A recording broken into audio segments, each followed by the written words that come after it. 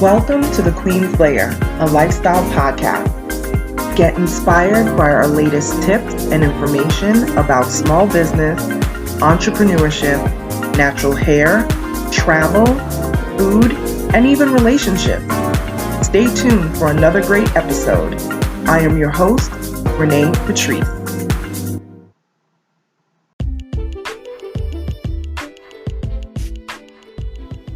Hey everyone, welcome back to my podcast. Thank you so much for tuning in once again. I appreciate all of my listeners, all of the folks who have supported this podcast for the years that I have been doing it. Thank you so much. I'm going to jump right in because I wanted to have a little discussion, a little talk about this Popeyes and Chick-fil-A phenomenon that has been going on. And if you follow me on social media, I actually put up a post about it, talking about what people prefer. Do they prefer Popeyes? Do they prefer Chick-fil-A, and so on? And taking all of the political stuff out of it for the Chick-fil-A side. I know folks are well familiar with Chick-fil-A, and I think Chick-fil-A is delicious. I think Popeyes is delicious and all of that. I know Chick-fil-A has taken a lot of heat because of them supporting the Trump campaign and so forth. So here's one thing I really wanted to talk about, and that is about franchises. And I know that we have a lot of our black companies and, folks that are talking about, they did $23 million in advertising cost, and all from off of quote unquote black Twitter and all this sort of thing. Here's my take on this, because I've had a few people ask me, well, what do you think about this? And are you going to talk about this? And yes, I'm going to talk about it in this podcast. Here's the thing that I'm not understanding with specifically speaking to the black community. I know I have listeners all over the world, different creed, color, everything, but I'm talking specifically to the black diaspora massive. I am trying to understand why we are not only not supporting our black businesses. So that could be a from the ground up built black business, but also supporting our black franchise owners. Now, I know that there are many franchises or many, people at the top that it's not a black owned company. But we are quick to shun our black owners, our black franchise owners. I just met a great brother the other day who, he works with a client of mine, and this client gets all of her printings and pop-up signs and all that stuff from this UPS store. So when he was in her store, I'm meeting with her for a meeting, and he comes into the store. I'm thinking this is her local UPS guy, coming to pick up packages, whatever. Come to find out, this brother owns the UPS down the street from her in the next shopping center. He is a franchisee. So I was always going to the UPS in my neighborhood, which is about 20 minutes away. And I said, you know what, I'll go the extra 20 minutes up the road. Or if I happen to be at her store, which I'm at her store, enough, quite often to be able to go up there and go down the street and know that I'm spending money with a black business. Now, I know UPS may not be black owned, but he is a franchisee and he owns that location and looking to expand. So I'm like, I'm going to go spend money there because I know exactly where those dollars are going. Now, of course, UPS takes their, percentage off the top, as most franchise companies do. They take whatever their percentage is every month, from the franchisee or quarterly or whatever the case may be. But I know that this man has a family, he has children, and I met him face to face. So, excuse me, now I know who is the face behind that particular location. I'm going to go out of my way to spend money with them now.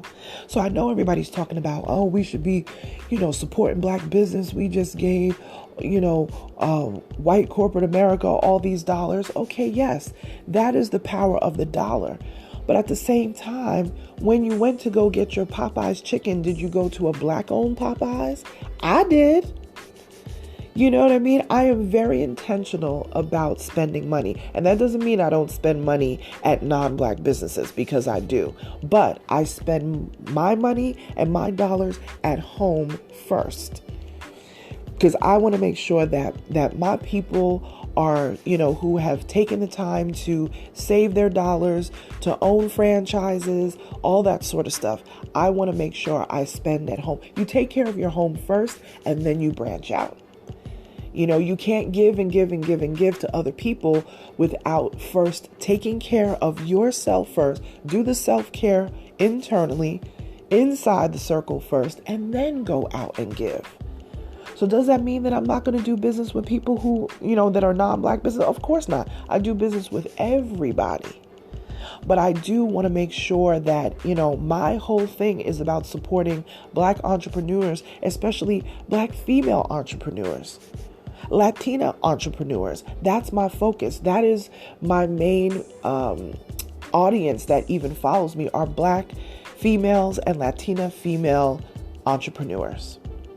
I got my brothers in there too, but the black female and Latina female entrepreneurs are number one. That's my number one, go-to people who listen. So you guys support me, so I have to support you. So yes, you have to sometimes do business with everyone, and that's okay. I support entrepreneurs, period. As long as you're positive and you're doing the right thing and on the right side of life, I'm going to support you. I'm going to support entrepreneurs in general. But when it comes to the black community, look at the power that we had. $23 million. We could be doing that within our own companies. We can be doing that supporting our franchisees out there. So find out if your local, if you frequent McDonald's, you frequent Starbucks, you frequent, Burger King or whatever, find out from your local community who the black franchisee owners are and go support them. Don't worry about the big corporate America top or whatever. You're supporting that person and those people who are working in the store. Because 9 times out of 10, if you go to a Burger King in a black neighborhood, most of the workers in there are probably going to be black and Latino in that store. And if it's black owned, even better. I went to high school with a young lady. She now owns 3 McDonald's in Queens, New York, my hometown.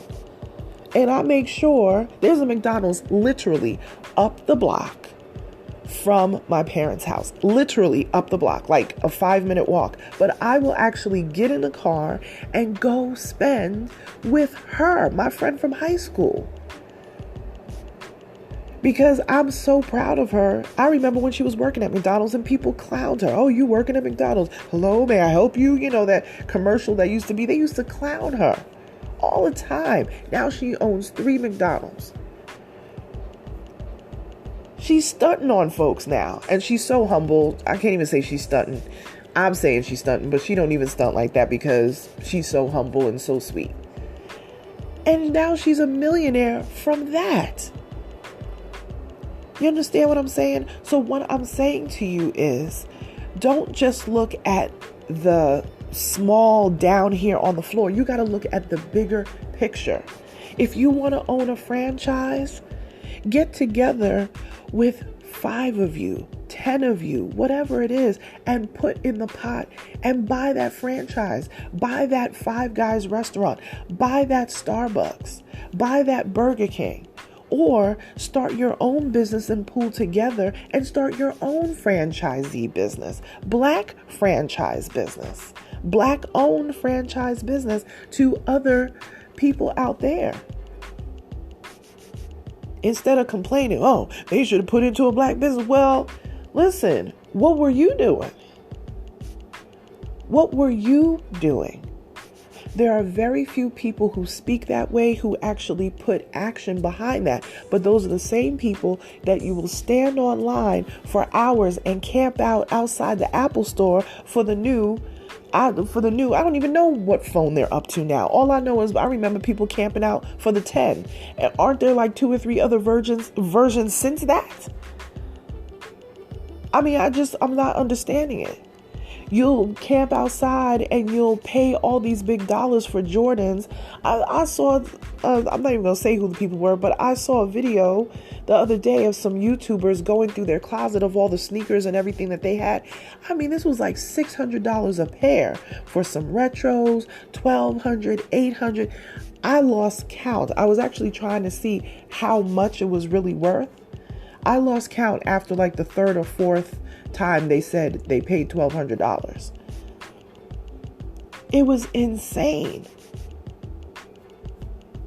So you will give Nike that money, you will give Reebok that money, you will give Fendi that money, you will give all these people that money, but you're not looking at how do I actually get a piece of the pie. I would have respect for you if you were invested in Nike. If you bought stock in Nike, if you bought stock in McDonald's, I would at least have some respect for that. But you're not even doing that. You're just willfully giving it away without really looking at the bigger picture of the situation. Yes, I do go to spend with big corporate America, but I actually searched it out.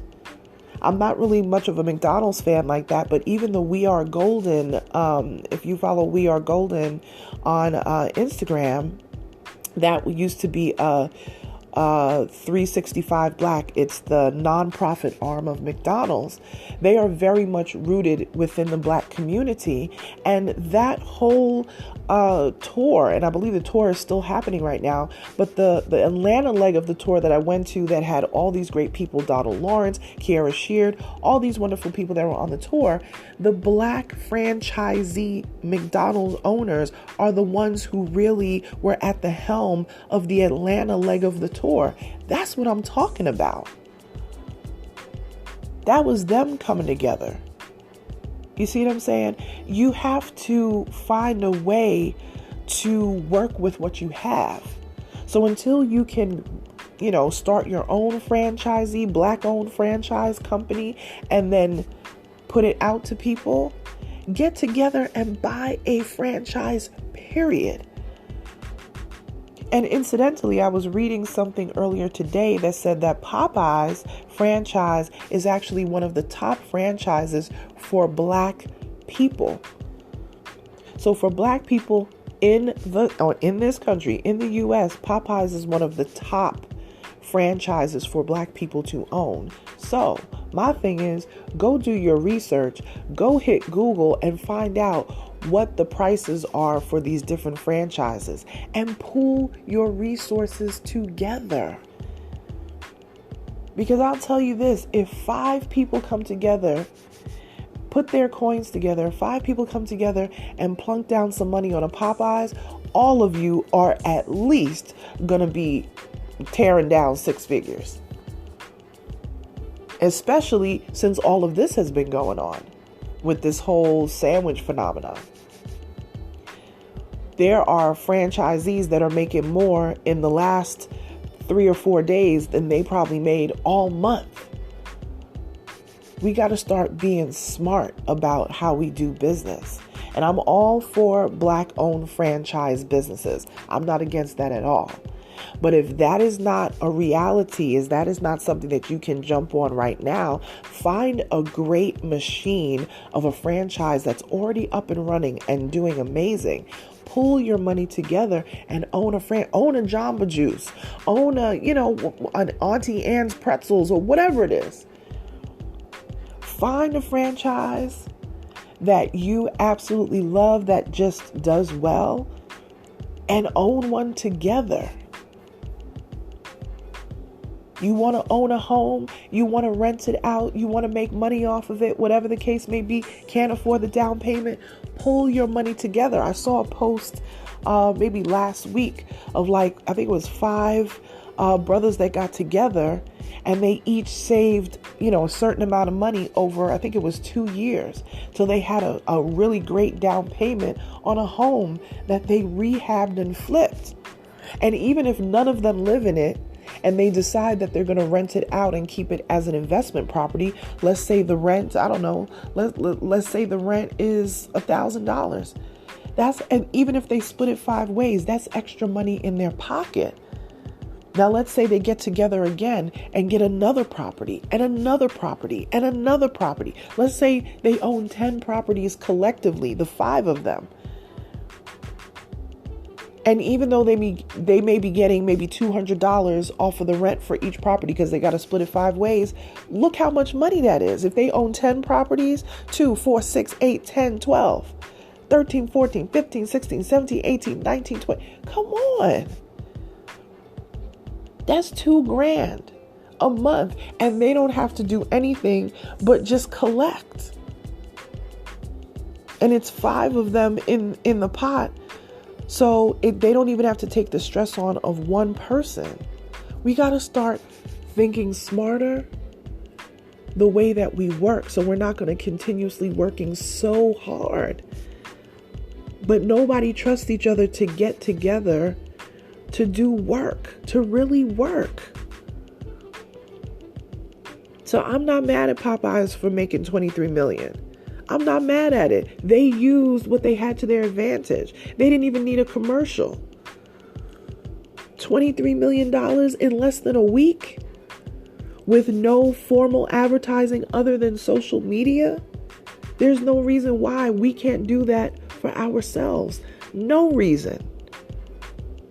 The power is there. The power is there.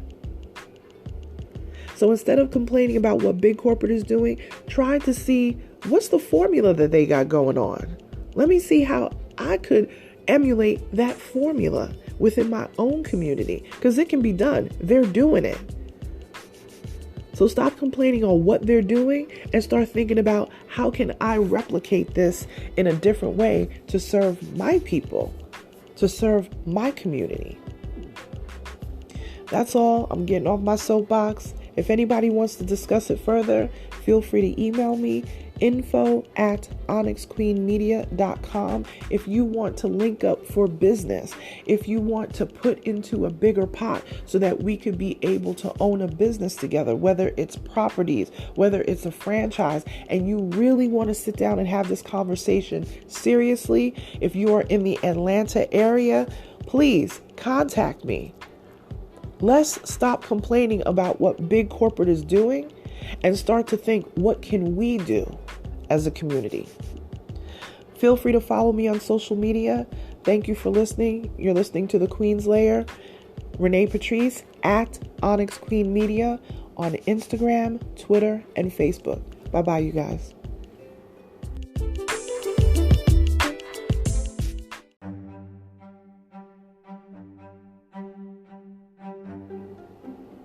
Thank you so much to all the listeners of the Queen's Lair podcast. If you find this podcast helpful, you feel like this podcast has helped you in your business life, helped you to decide if you're going to take that leap into entrepreneurship, or you just love the weekly encouragement, consider supporting us on Patreon. That's www.patreon.com. That's patreon.com/The Queen's Lair. Support us. We want to do amazing things with this podcast, but we can't do it without your help. Consider supporting us on patreon.com/The Queen's Lair. Thank you so much for your continued support.